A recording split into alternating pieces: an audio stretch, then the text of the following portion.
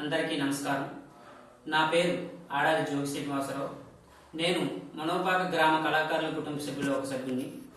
ఈ నేటి corona virus మీద విల్లూరు జగ్గప్పవరం మాస్టర్ గారు చెప్పినటువంటి డైలాగ్ నేను ఇప్పుడు మీకు చెప్పి చూపిస్తాను.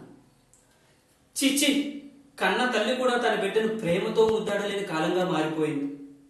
కడుపు నిండా తిండి లేక నా అనేవాళ్ళను కలుసుకోలేక అదిగో ఆ వలస కూలీల దయనమైన చూపులు చూస్తుంటే వారిని ఆదుకోలేని చేతగాని స్థితిలో ఉన్నామనే బాధ నన్ను తినేస్తుంది.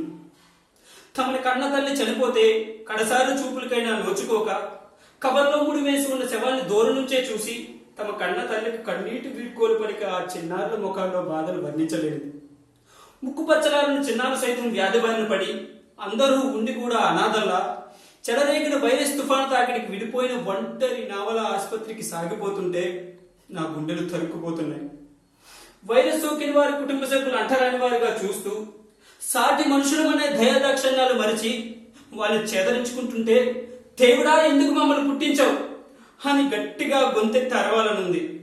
కానీ అనుక్షణం భయంతో, క్షణం క్షణం బాధతో, ప్రతిక్షణం బ్రతుకు భారంతో గొంతులు కూడా పగలడం లేదు.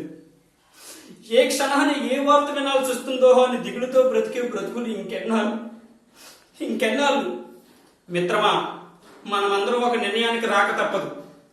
జాగ్రత్తలు పాటిస్తూ భయాల్ని వదిలి మన నిత్య కార్యకలాపాలు సాగించాలి. లేదంటే ఎప్పటి వరకు మహమ్మారే మనుషులు చంపింది. ఇదే విధంగా ఆర్థిక మన్యం చిల్లులు పడితే మనుషులే చంపుకునే రోజులు వస్తాయి. అందుకే జాగ్రత్తలు పాటిద్దాం, ధైర్యంగా మన ప్రజా జీవన యాత్రను సాగిద్దాం.